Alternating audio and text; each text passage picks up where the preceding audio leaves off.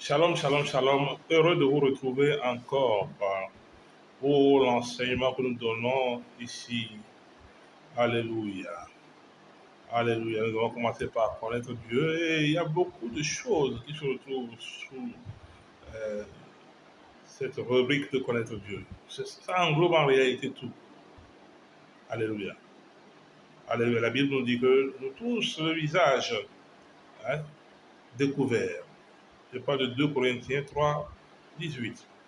Nous contemplons comme dans un miroir la gloire de Dieu. Et nous sommes transformés en cette image de gloire en gloire, par l'Esprit.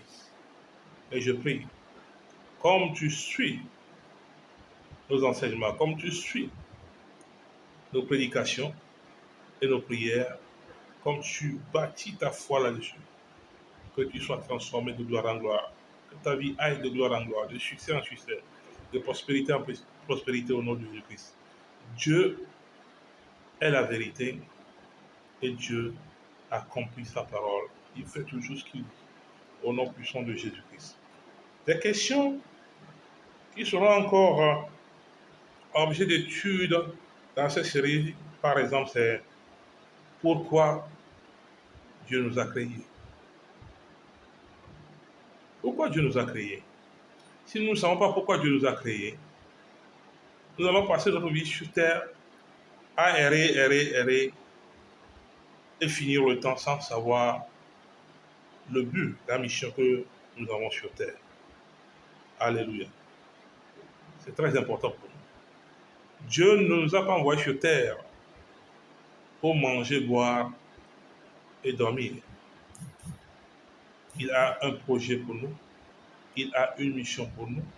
Et il a dit dans Jérémie 29, verset 11, il dit les projets que j'ai formés pour vous ne sont pas des projets de malheur, mais des projets de bonheur, afin que vous ayez de l'espérance.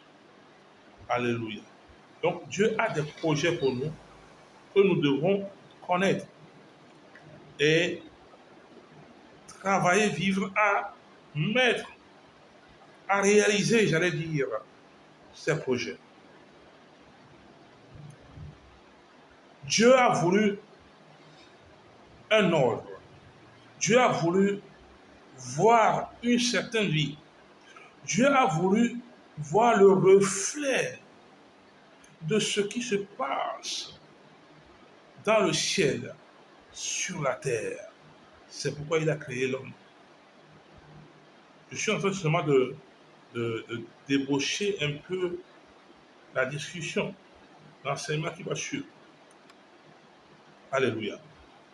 Je crois sincèrement que Dieu a voulu que la terre reflète les événements qui se passent dans les cieux, en sa présence, dans son royaume. Alléluia.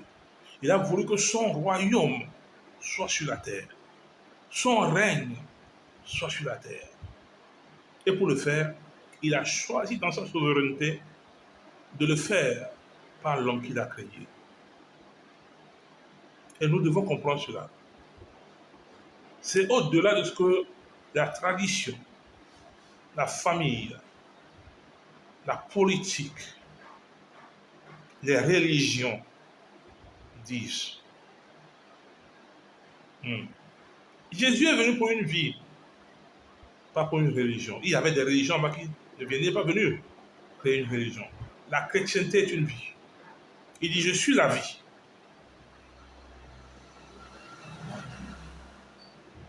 La vie, la liaison, la relation entre le Père et le Fils n'est pas une religion ni une tradition.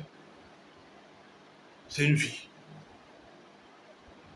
C'est une vie. Alléluia. C'est pourquoi il a pris soin de créer l'homme à son image. Et quand l'homme a perdu la gloire, qui est l'image de Dieu, Jésus est revenu pour restaurer cette image-là. Et cette fois-ci par la connaissance qu'il nous a donnée. C'est pourquoi il dit, quand nous observons comme dans un miroir la gloire de Dieu, nous sommes transformés, nous sommes changés, transformés en la même image de gloire en gloire.